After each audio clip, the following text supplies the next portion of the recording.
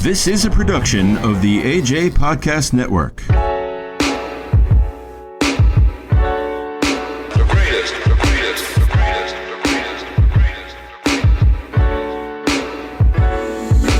Pushing and pulling, I want you, but you wanna leave. I hate you, I love you, you love me, yeah, you gotta be free. If I'm your cage, leave. But if you stay with me, eventually we'll find happy. Here we go again with another episode of the Passage Home Podcast starring the Dr. Stanley Russian, and I'm your co-host, Back Civilian. So go ahead and visit us on www.linktree.com/Passage Home Podcast. There you can find all of our links. You know, don't forget to ask Alexa to play Passage Home Podcast for you from iHeartRadio. And one more thing, don't forget about my other podcast starring my boy AJ, myself, and our newest co-host, Anne-Marie, on I Can Relate to That podcast, where we talk about a lot of things that we all can relate to. Now, you want to find us, go to www.linktree.com/AJ and Bax. And don't forget to ask Alexa to play the I Can Relate to That podcast for you. Now, if you're interested in getting a hold of us or you want to sponsor the show, reach us at passagehomepodcast@gmail.com. Again, that's passagehomepodcast@gmail.com. Now, without further ado, Dr. Stanley Russian, how you doing today, sir? Amazing. By the grace of God, everything is amazing. Yes. Yes, sir. Yes, sir. And let's just jump in. I have a brother on the line, and he's we had a little technical difficulty, but we have him here. And for full disclosure, I want to say that first of all, he's my closest friend, and so I know a lot about his background, and I want to bring him in, but I just briefly want to say that we go way back, at least 30 years straight, doing some miraculous things here in California. He's in Arizona right now, but I want to introduce my friend, my cohort, Terrence Pearson, and I want to ask him to give us he's another brother that very humble. He lets it flow straight from the Most High, and without further ado, Terrence, are you there? Yes, I'm here, Stan. I'm not sure if I can live up to what you just said, but I'm here. You'll see what I just said. Yes, sir. Yes, sir. And so, and you another brother that if you did your whole bio, it would take up the whole show. So give us a nice little piece, a taste of your bio, and I'll put the disclaimer out there already that it don't come from him, it's just coming through him. So that you just release him to expound on some of the amazing things that we've been able to do and he's been able to do.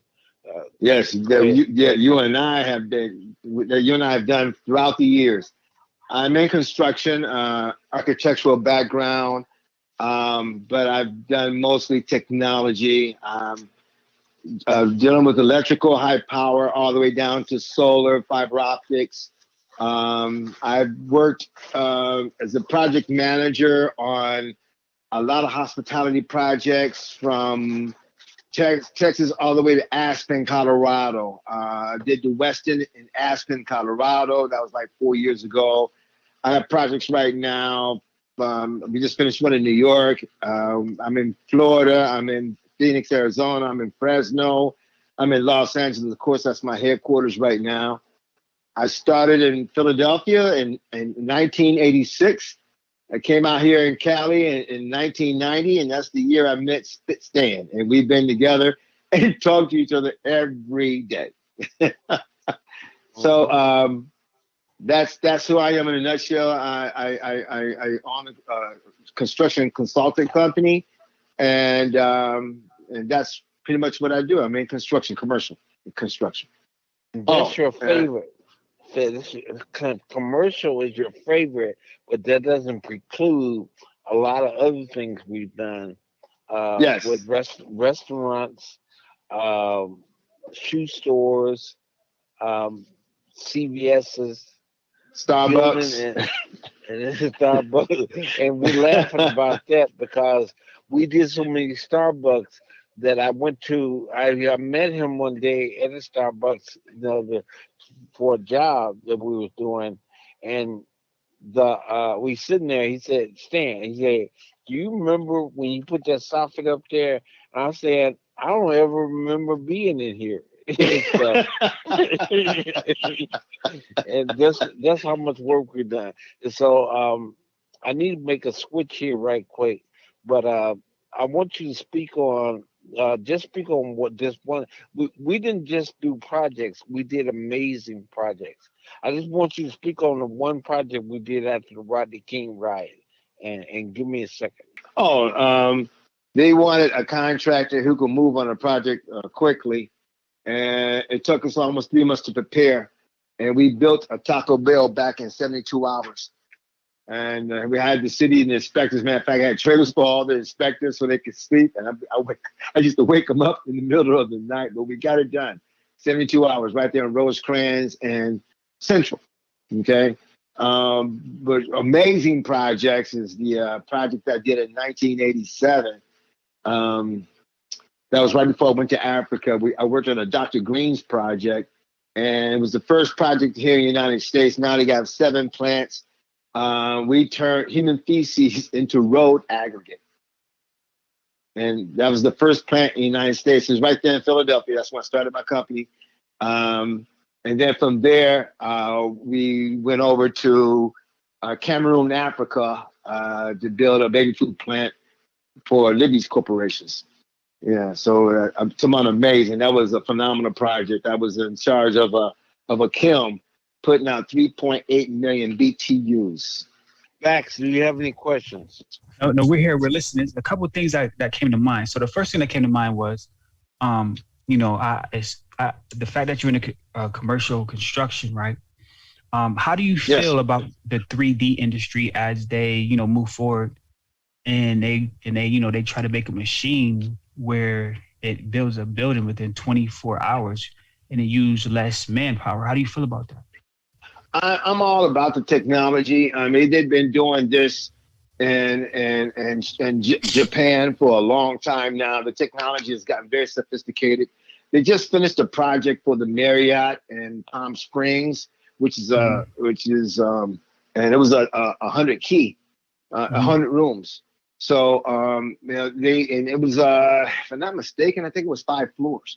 So they it was all prefab panels, and they put everything together. A lot slower than Japan, and they slapped them up. They could finish a 10-foot floor within about 5 months.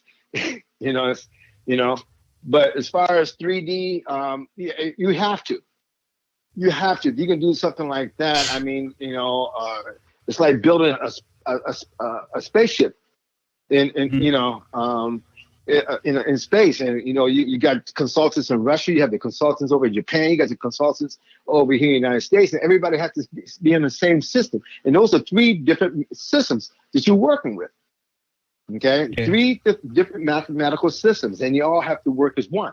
So yeah, I love 3D dimensioning. I love 3D modeling. There's a company called one of the largest contractor in the United States. When they do a project, it's in the billions of dollars.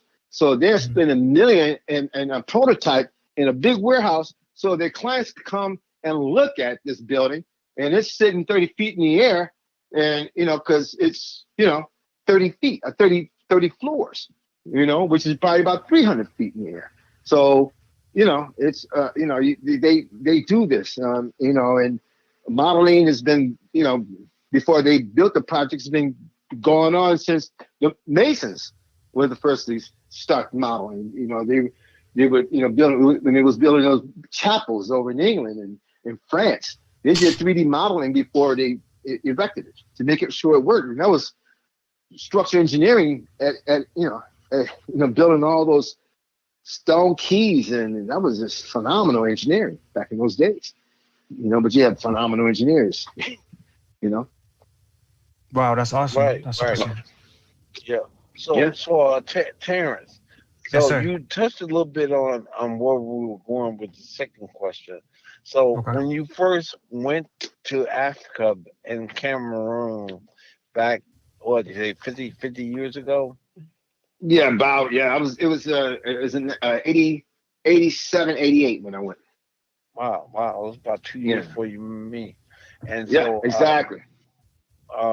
so when you first put, as an African American, I just need for you to express to my audience, what did it feel like spiritually when you stepped on that continent? I expected a lot, to be honest with you. I already spent 2 years in the Philippines, and in the 80s also. So I already spent 2 years in the Philippines, and I spent 6 months over in Panama.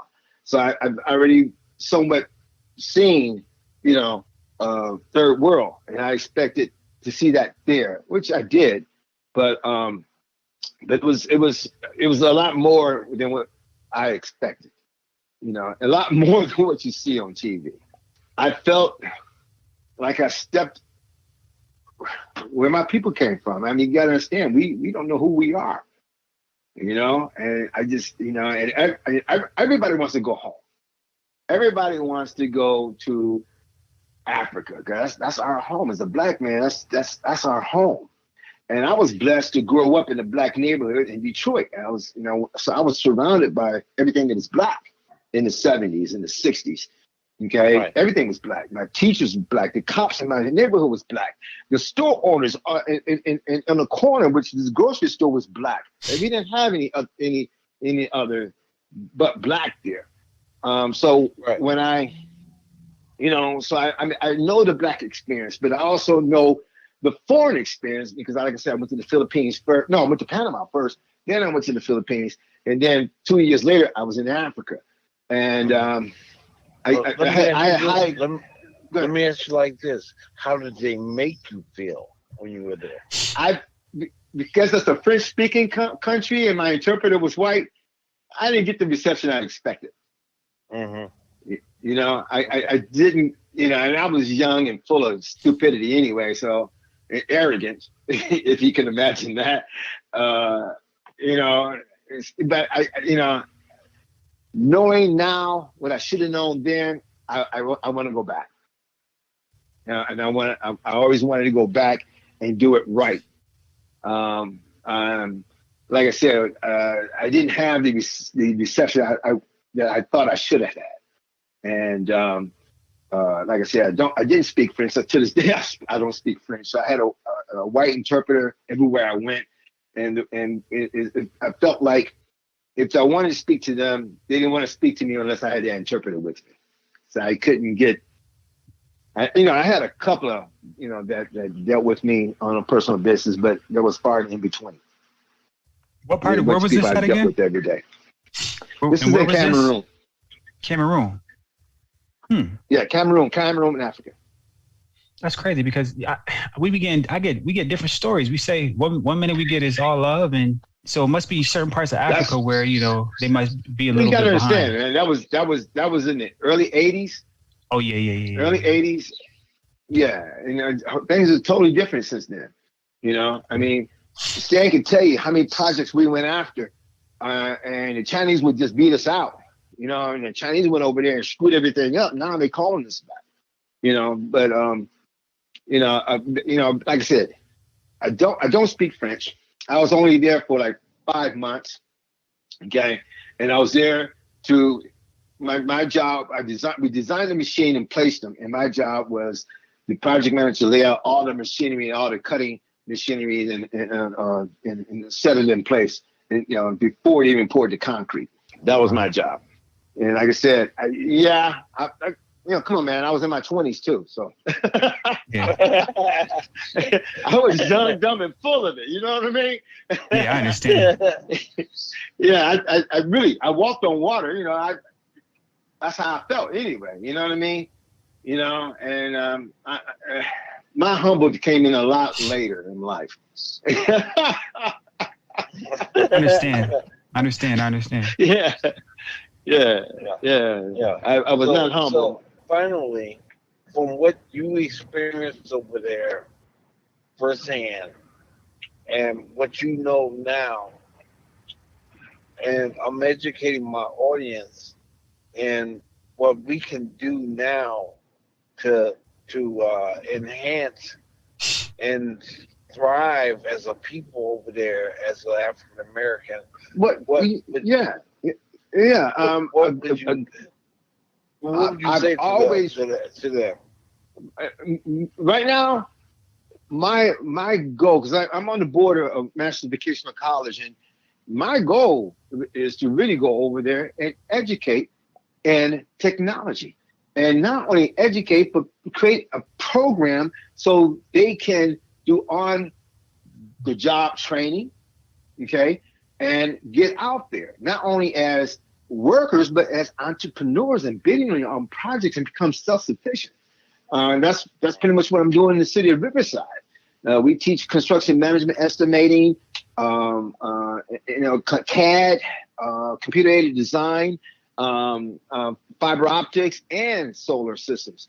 And that's the wave of the future. And we need to do the same thing to our people there. I mean, even here, in the United States, and Stan can contest to this. When I first came here to California, blacks controlled all the electrical. They controlled all the concrete. They controlled all the drywall.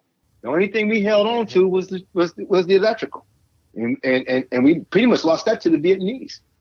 Yeah, Vietnamese is taking that position from us, and they got it on lock. Electrical and HVAC, they got it on lock.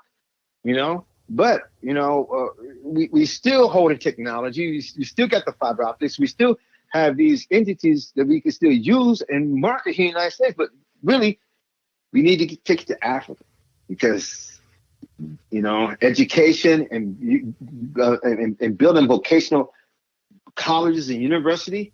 Right now they got a degree in construction management. So right.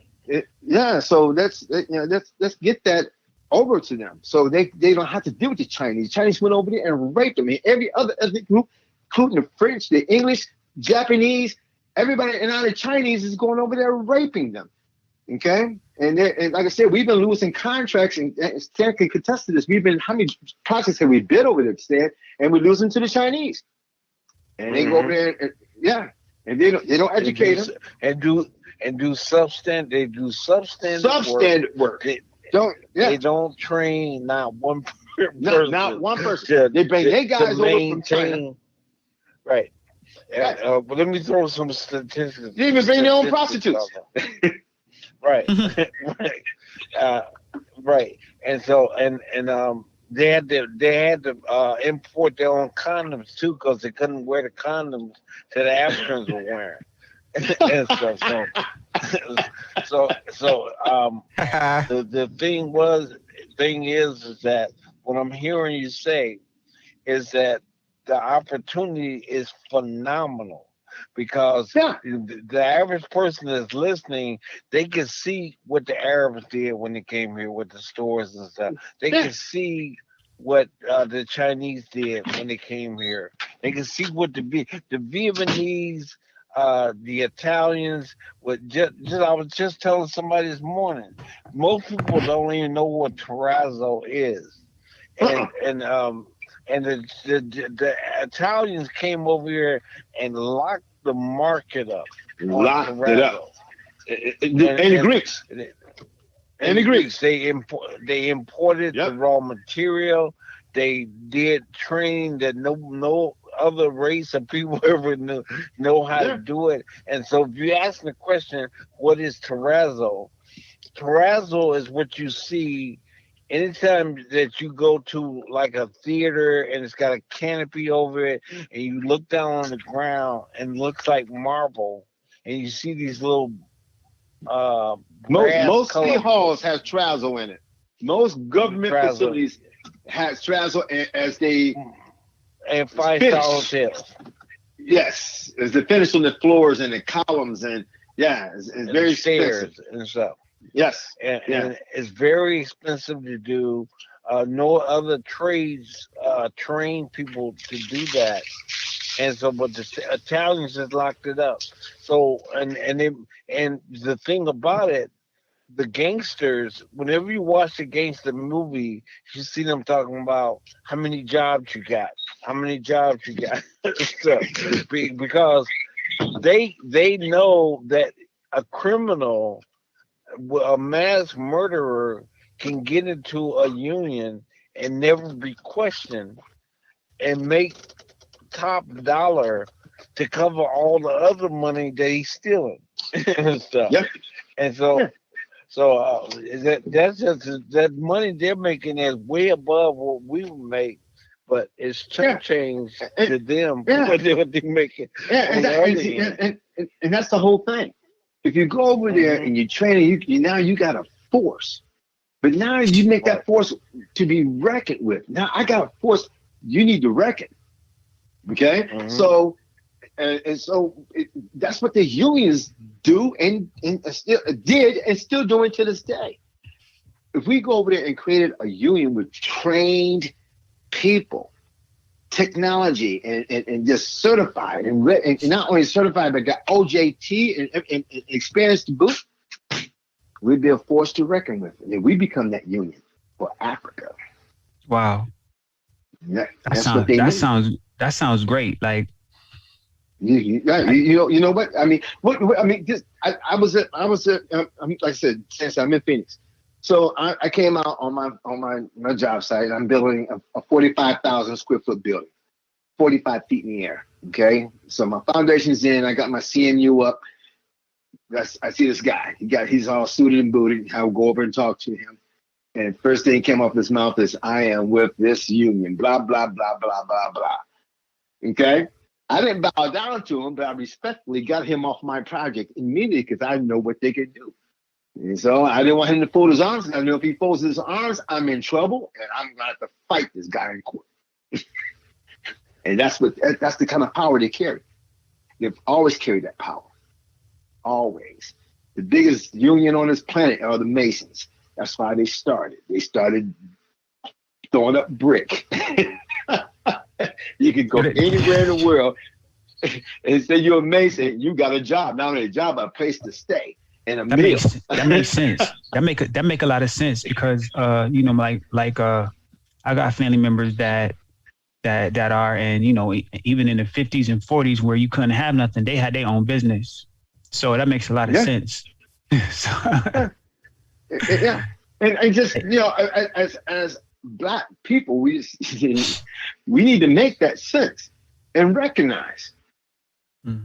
We are a force to be reckoned with. Okay, but until you create that force, you're going to get ignored. Yes, sir. I understand that. You have to reckon it, and that's what's going on. We have the funds now, gentlemen. They just got to be put in the right spot and put them on the ground floor. And that's education. That's vocation. That's vocation. Germany, they have the largest vocation network in the world. And then they have the most technology in the world because they teach vocation. They teach vocation first. Yeah. So I'm really satisfied with what I'm hearing because this question, I think, is this one of the best answers I've gotten to this question. Because what I'm hearing you say, we just alike because we've been through the same things. Yes, sir, we have. I went skydiving last week, which was insane and extreme, but that's how all the work that Terrence and I have done. We didn't do over the 30 years. We didn't do normal stuff. Everything was extreme. Our first job, we worked for about a week straight doing 23-hour days. Yeah. That was insane. We were young. Inside We of were in inside our of 30s. yeah, and during the El Nino. Oh, yeah, I forgot about that. Yeah, I mean, yeah. If anybody knows me, they know me. I'm a workaholic. Yeah, so I slow down a lot now, but yeah, 30 years ago, man, please. There were That's why I'm not nothing. married. That's why I'm not married to my first wife. Yeah, that's what's up. That's Yeah, what's up. Yes, sir. That yeah, definitely So the are the question, people that and are the so people to network with. hmm so in yeah. answering that third question, Terrence hit it on the head about job training and what we can bring to Africa. Because I'm gonna tell this last story. We're running out of time. I watched a news magazine show. I don't come on anymore, but they went to the Congo and they were interviewing this one Chinese guy who became a multi-millionaire. And he only arrived in China with the shirt on his back. And what he did was he went into a village, and they have natural resources everywhere. That because you got to understand that if you see a diamond on the ground, that diamond came all the way from the core of the earth all the way up. That's why they mine diamonds, because if you find one on the top, that means all the way back down to the core, you got more diamonds. And so there are a lot of minerals that are there, like iron ore, bauxite, and stuff. Bauxite is what they make aluminum out of. Iron ore is what they make iron out of. And so this guy, he went and he dug two holes in the ground. He used the villagers to gather iron ore and stockpile it. Then he dug two holes. One was to smelt and melt the iron ore. The other one was to cast it. And what he did with it, all he made was some iron balls that are used in industry in China to do other things for machinery and stuff. Hmm. But he for free, he had the best quality material to ship back to China and stuff. And so here's the problem with that.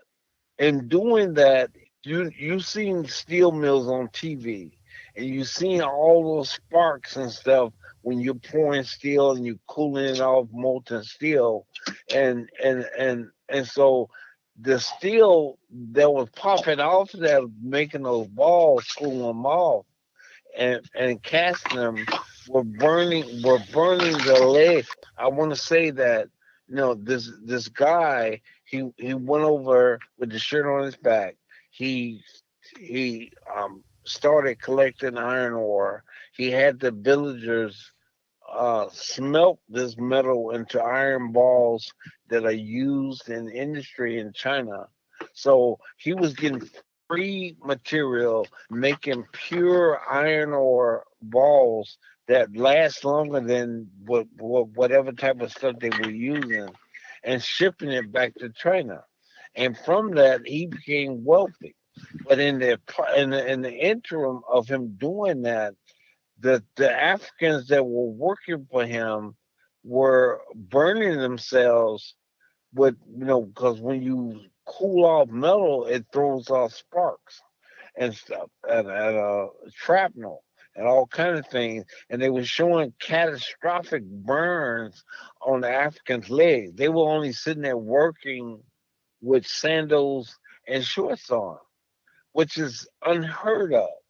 So and it was all for his greed. And he's sitting there, he was laughing about how he don't pay no taxes to the Congolese government. He don't pay no taxes to China, and that he was a free man, and just exploiting Africa on that level. Now I mentioned the story for this. This is how I look at it. Joe Jackson and Bishop Magic Don Juan have something in common. And what they have in common is they both started out working in the steel mills in Gary, Nana and stuff. They went different directions in their life, but they know enough as black men how to that all the protection they had on, boots, chaps on their legs, so that molten iron ore don't touch your body and stuff. And they would have enough respect, even if they went over with their knowledge to set up to do the same thing they were doing, but with safety. And so, what we represent as black men is the ability to. What I'm hearing from Terrence, we can just go over there, train, take over. Everything is there. All we need to do is apply ourselves on that level, because we are from there. We have a vested interest because those are our people, and the people that are exploiting them are not training them to any end where they can prosper, and they care nothing about their health. No. So I heard all that and what Terrence was talking about, and so Terrence, we got 1 minute left. Can you close it out? Yeah, so it was definitely great having the other Terrence and Dr. Stanley, because my name is Terrence too. So, great minds think alike. But I got a lot of catching up to do. But I definitely want to network and connect with you brothers. Me and my brother, my younger brother, and he got a team that's actually in Philadelphia right now. And these brothers are literally getting ready to go invest in some property out in Philly. As we know, if you think about Philadelphia, they're gentrifying the whole Philadelphia right now. So they're getting ready to go put some money down in Philly. But, it might be good for them to think about going to Africa, put some money down and invest in Africa. So we definitely want to talk to both of you brothers, Dr. Stanley and you, sir, and maybe we can connect and we can network. This is what it's about, is networking with your brothers, with your people, with your mentors, with your elders, so we can figure this life thing out and move forward and get on our passage home. So there we have it, ladies and gentlemen. Most definitely. With another great Most interview. Definitely. Happy to have you on the show. Dr. Stanley. Thank you, Terrence. Russian, you never failed to amaze me. And y'all have a great day. You don't hold me down, you hold me back. Back then, I wish you would've showed me that. All we do is fight, go tick for tack. This my last night, this shit's a wrap.